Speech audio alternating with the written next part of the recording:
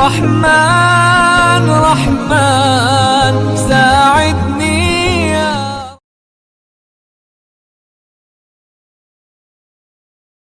سوال ہے کہ یہ جو آج کل مسلمانوں کے خلاف یا نبی صلی اللہ علیہ وسلم کے خلاف کارٹونز وغیرہ بنائے جاتے ہیں، مقابلے ہوتے ہیں، ابھی ریسنٹلی یہاں پہ بھی اس طرح کے واقعات پیش آئے، تو اس میں مسلمان عام طور سے ریئیکٹ کرتے ہیں، جلوس نکالتے ہیں، قتل و غارت کی بھی دھمکی دیتے ہیں، تو اس میں صحیح رویہ کیا ہونا چاہیے؟ بالکل نظر انداز کر دیجئے اس طرح کی چیزوں کو۔ محمد الرسول اللہ صلی اللہ علیہ وسلم کی شخصیت آفتاب کی طرح روشن ہو چکی، اس وجہ سے کوئی بھی اس روشنی کو گل نہیں کر سکتا۔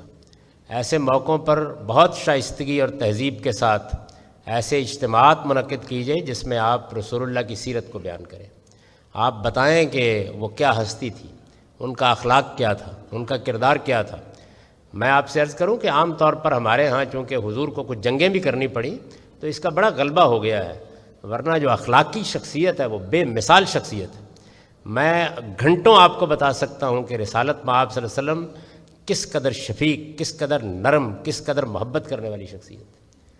یعنی آپ سوچئے ذرا کہ ایک شخص خدا کا پیغمبر ہے، لوگ اس پر جان نثار کرنے کے لیے تیار ہیں۔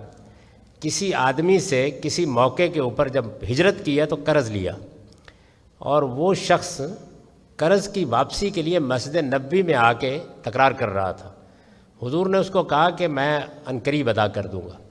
ایک دو مرتبہ یہ بات کہنے کے باوجود وہ باز نہیں آیا اور اس نے بدتمیزی شروع کر دی، تو صحابہ میں سے بعض لوگوں نے اس کو آگے بڑھ کے روکنا چاہا، تو آپ دیکھیے رسول اللہ نے کیا جواب دیا، ان لصاحب الحق کے مقالہ، بھائی جس کا حق ہے اس کو کوئی بات کہنے کا بھی حق ہے، اس کو کچھ نہ کہو۔ آپ سوچ سکتے ہیں یہ بات۔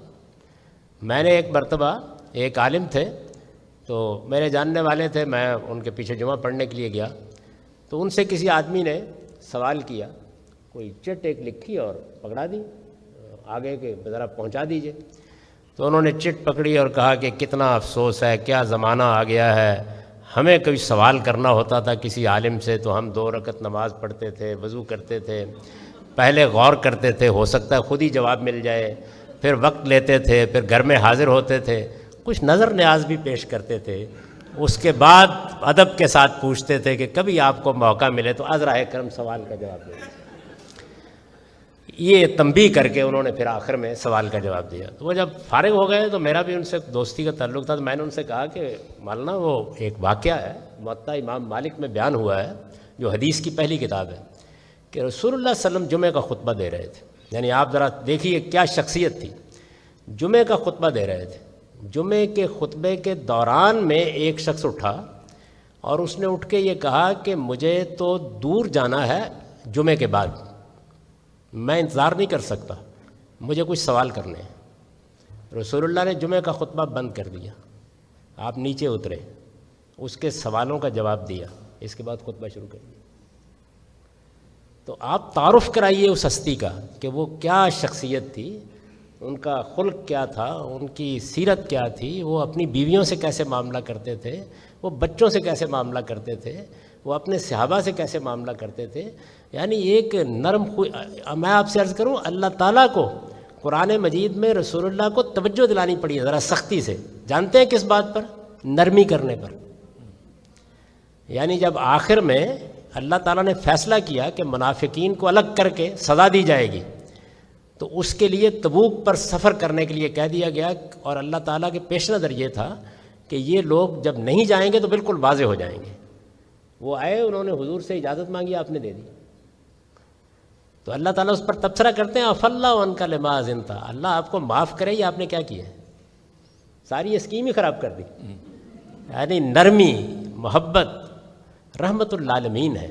تو تعارف کرائیے، جو آدمی اس طرح کی حرکت کرتا ہے اس کو کہیں کوئی غلط فہمی ہوئی ہوتی ہے، اس کو رفع کیجئے۔ اور میری گزارش یہ ہے کہ ہمیں احتجاج کر کے دوسروں سے اپنے پیغمبر کے احترام کی بھیک مانگنے کی کوئی ضرورت نہیں ہے۔ ہم آپ کی شخصیت کا تعارف کرائیں گے شائستگی اور تہذیب کے ساتھ، اور میں آپ سے عرض کر دوں کہ دنیا میں شائستگی، تہذیب، صبر اور حکمت اتنا بڑا ہتھیار ہے کہ اس کے مقابلے میں ہائیڈروجن اور ایٹم بم بھی کچھ نہیں کر سکتے۔ تو اس ہتھیار کو لے کے میدان میں آئیے۔ اس وقت تک ہم نے کیا کیا ہے؟ وہ لوگ کہ جن کی کوئی تحریر پڑھنے کے لیے بھی آمادہ نہ ہوتا، ان کو ہیرو بنا دیا عالمی سطح پر احتجاج کر کے۔ حاصل کیا کیا ہے؟ کچھ بھی نہیں، کچھ بھی حاصل نہیں ہوا۔ تو اس رویے کو بالکل تبدیل کر دیجیے اور نظر انداز کر دیجیے۔ رسول اللہ صلی اللہ علیہ وسلم نے اپنی زندگی میں لوگوں کی گالیاں کھائیں، لوگوں نے آپ کا نام بگاڑا ہے۔ آپ اندازہ کریں، میری زبان اجازت نہیں دیتی، یعنی حضور کے نام کا جو لقب ہے آپ کا محمد، اس کا مطلب ہے تعریف کیا گیا، یہ بڑا ہی پاکیزہ نام ہے، اس کو بگاڑا ہے لوگوں نے، لیکن کوئی رد عمل نہیں ظاہر کیا۔ اور یہ جو عام طور پر آپ کو بتایا جاتا ہے، یہ بالکل بے بنیاد باتیں ہیں۔ صبر حکمت کے ساتھ اپنے پیغمبر کا تعارف کرائیے اور ان کے اخلاقی وجود کو نمایاں کیجیے، یعنی اخلاقی لحاظ سے کتنی بلند و بالا شخصیت ہے یہ لوگوں کو بتائیے۔